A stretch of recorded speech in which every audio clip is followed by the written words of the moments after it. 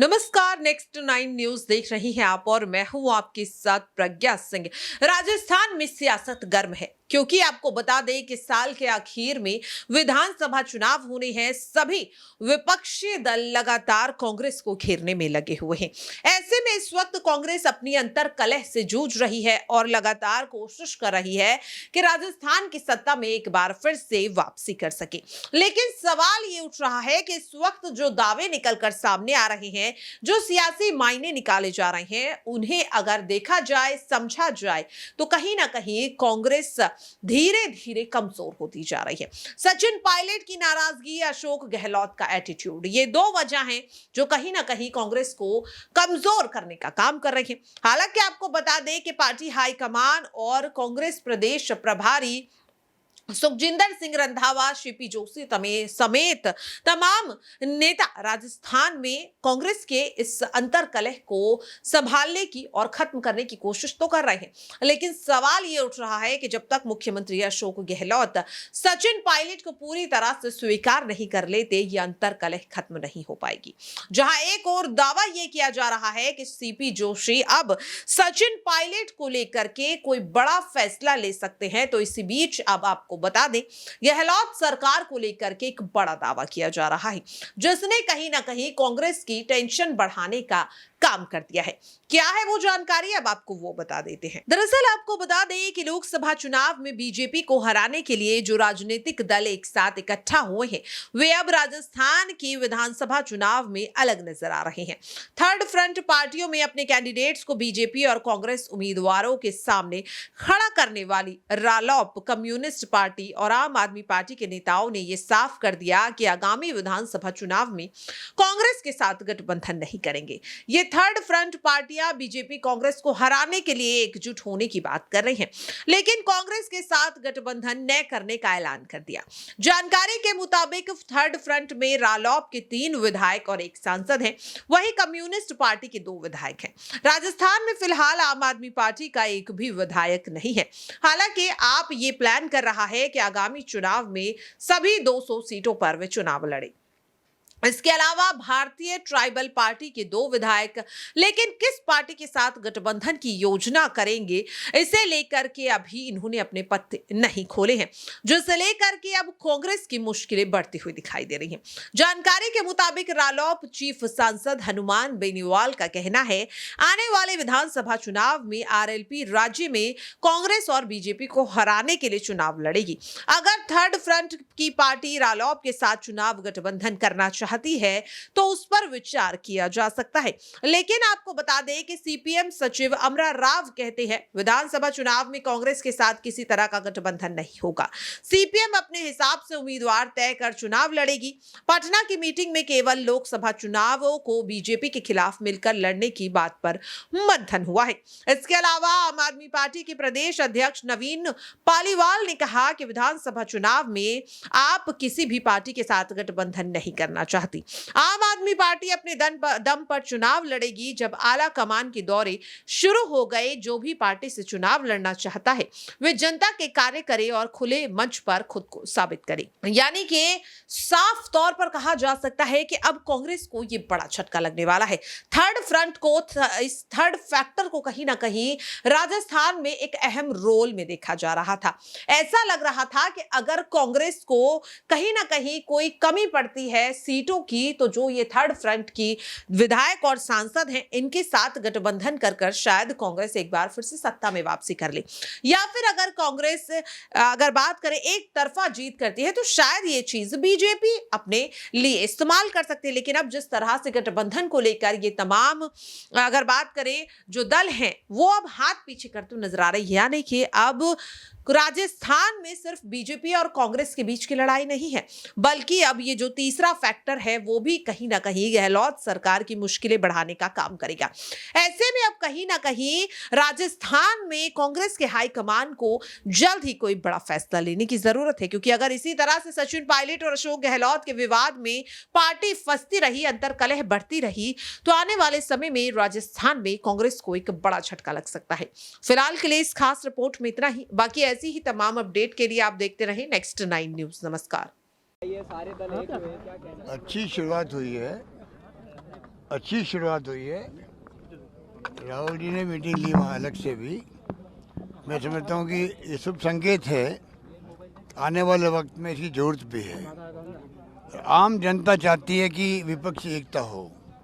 उसी रूप में मैं समझता हूँ कि जो फैसला हुआ है, सब लोग एक मंच पे आए हैं, तो ये अपना बहुत शुभ संकेत है। दूसरा क्या है, जो हालात देश में बिगड़ते जा रहे हैं, आप बताइए कि मणिपुर के अंदर 100 लोग मारे गए। 100 लोग किसे कहते हैं? क्योंकि नॉर्थ ईस्ट से छोटा प्रदेश है, 30 लाख की आबादी है, 100 लोग मारे गए वहाँ पर। और ये लोग कैंपेन करते गए कर्नाटक के अंदर चुनाव के अंदर। आप बताइए कि किसी राज्य में आग लग जाए, सब काम छोड़ के पहुँचना पड़ता वहाँ पे, तो पब्लिक को लगता भी कि हाँ प्रधानमंत्री जी आए हैं, गृह मंत्री आए हैं, हमारी चिंता कर रहे हैं, कौन को हल करेंगे जो समस्या हमारी है। कॉन्फिडेंस बढ़ता है तो स्वतः ही फिर डिफीट होता मामला। दुर्भाग्य से किसी ने परवाह करी नहीं, चुनाव जीतने के लिए बजरंग बली की जय हो क्या के वोट मांगते रहे, और बजरंग बली जी ने भी इनको सबक सिखा दिया कि तुम कब तक मेरे नाम का दुरुपयोग करोगे। तो ये हालात जब रहे हैं तो आग लगती गई। फिर अमित शाह जी गए हैं, अब जाके आ गए हैं। अभी तक भी मत तनाव बहुत भयंकर तनाव है, आज भी तनाव है। जो रिपोर्ट आ रही है आज भी, वो अच्छी नहीं आ रही है। तो देश का कोई भाग हो, चाहे छोटा प्रदेश हो या बड़ा प्रदेश हो, जब तक आप गंभीरता से नहीं लेंगे समस्या को, मैसेज नहीं होगा प्रदेशवासियों को कि सरकार गंभीर है, तब तक ऐसी स्थिति मैं समझता हूँ बिगड़ सकती है, नहीं बिगड़नी चाहिए। आंदोलन में पहले ही कई बार हुआ, बोडो आंदोलन हुआ, बहुत लंबे समय तक हुआ था। ऐसी घटनाएं कभी नहीं हुई कि इतनी मारकाट मच जाए। राजीव गांधी जी ने उसको, बोडो जो आंदोलन हुआ था, आसू था, आसाम गण परिषद, उसको हल किया। नौजवान थे, छात्र नेता थे।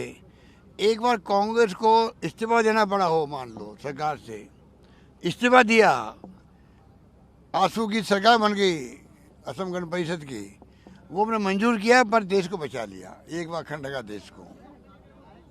सर लगातार जिस इंदिरा जी शहीद हो गई, खालिस्तान नहीं बनने दिया। ये लोग ऐसे लोग आके बैठ गए सत्ता में, इनको गंभीरता का एहसास ही नहीं है देश में क्या हो रहा है। हिंदू मुस्लिम की बात करते हैं। आज अमेरिका में बराक ओबामा बोले हैं, अगर मुझे मौका मिला मोदी जी से बात करने का, तो मैं उनको कहूँगा, उनकी भाव तो एक्चुअल वर्ड तो मैं नहीं कहना चाहता, वो तो आप मालूम कर लेना, भाव ये निकल के आता है, ध्वनि निकल के आती है कि ये जो विस्फोट आप कर रहे हो हिंदू के नाम पे या मुसलमान के नाम पे, ये खाली मुसलमानों का विस्फोट नहीं होगा, ये हिंदुओं का भी होगा, मुसलमानों का भी होगा, हर कौम हर धर्म के लोगों का होगा। ये बराक ओबामा जिनका सब सम्मान करते हैं, उनके आज लफ्ज़ थे सुबह, तो आप सोच सकते हो कि देश की दिशा में जा रहा है। अभी हमने समझे तो देश को भुगतना पड़ेगा। तो देश के संघीय ढांचे के लिए एक खतरनाक चीज़ है। मैंने कहा ना आपको, अब जो कदम उठाया गया है और जो कर्नाटक में जीत हुई है कांग्रेस की, मुझे एक मैसेज मिलता है, पब्लिक का मूड बदल रहा है और पब्लिक समझ रही है कि ये खाली धर्म के नाम पे राजनीति करते हैं। देश हित में क्या है, मैं समझता हूँ कि इनको मालूम पड़ेगा चुनाव के अंदर, जब राजस्थान, मध्य प्रदेश, छत्तीसगढ़ के चुनाव होंगे और फिर चुनाव चॉइस के आ ही रहे हैं। सर एमआरसी में जो लोकप्रियता लोगों की आपको लेकर लगातार मिल रही है, उसका कोई तोड़ बीजेपी के पास नहीं है, लेकिन बीजेपी के नेता लगातार प्रदेश के दौर 30 तारीख को अमित शाह आ रहे हैं, नड्डा आ रहे हैं, भरतपुर 30 को, ये मैं समझता हूँ बाजी हार चुके हैं। जिस प्रकार से इन्होंने बिहेव किया है इन कैंपों के साथ में, ये जनता माफ़ नहीं करेगी। क्या इनकी ड्यूटी नहीं थी क्या कि गांव गांव लोगों लाते, ये भी सेवा करते, जैसे हमारे कांग्रेसियों ने करी, जैसे सरकारी कर्मचारियों ने करी है, राजीव गांधी मित्रों ने करी है, कोई कमी नहीं रखी। एनजीओ ने भी एक्टिविटी भाग लिया, सबने, एक्सेप्ट बीजेपी जिन्होंने उन्होंने बाइकाट कर रखा हो, ये उन्होंने जानबूझ करके फैसला किया। पता नहीं क्या स्थिति बनी कि क्यों नहीं गए वहाँ कैंपों के अंदर, क्यों नहीं गए कैंपों में। अगर गांव गांव लोग लेके आते लाभार्थियों को, तो मैं समझता हूँ अभी तक तो वो कैंप खत्म हो जाते हमारे। अब करीब 30 लाख लोग बचे हैं। 1 करोड़ 60-65 लाख परिवार जुड़ चुके हैं, 7 करोड़ से अधिक कार्ड बढ़ चुके हैं, ठीक है। और ये आलोचना कर रहे हैं बिना मतलब की, इनके पास कहने को कुछ है नहीं। देखिए 4.5 साल में नहीं तो अब क्या मिलेगा इनको। और जनता माई बाप हम मानते हैं, चुनाव में क्या होगा फैसला हम नहीं कह सकते। हम अपना धर्म अदा कर रहे हैं कि हमें जिम्मेदारी सौंपी है कांग्रेस को सरकार बनाने की, तो हमने उस धर्म को पूरा करने में कमी नहीं रखी है, ये मैं कह सकता हूँ दावे के साथ में। 5 बजट पेश किए, कोई टैक्स नहीं लगाया, एक से बढ़ कर के एक, शिक्षा में, स्वास्थ्य में, सड़कों में, सोशल सिक्योरिटी में, पेंशन में, पानी में, बिजली में, सब क्षेत्र में काम हुआ। इंफ्रास्ट्रक्चर में काम हो रहे हैं, निवेश हमारे यहाँ आ रहा है। हर पंचायत समिति में कभी सुना आपने रिको के केंद्र खुलेंगे? हर पंचायत समिति एसडीओ हेडक्वार्टर पर रिको के इंडस्ट्री के एरिया डेवलप हो रहे हैं। एमएसएमई एक्ट बना दिया हमने, सरकार बनते ही एक्ट बनाया असेंबली के अंदर, पूरे देश के अंदर उसको वेलकम किया। हमारी कई स्कीम ऐसी है जो कि देश में कहीं नहीं है। अंत में मैं कहना चाहूँगा, राजस्थान पहली बार पूरे देश के अंदर चर्चा के अंदर है, किसी किसी रूप के अंदर, जो पहले नहीं हुआ करता था। ये हमारी सफलता बहुत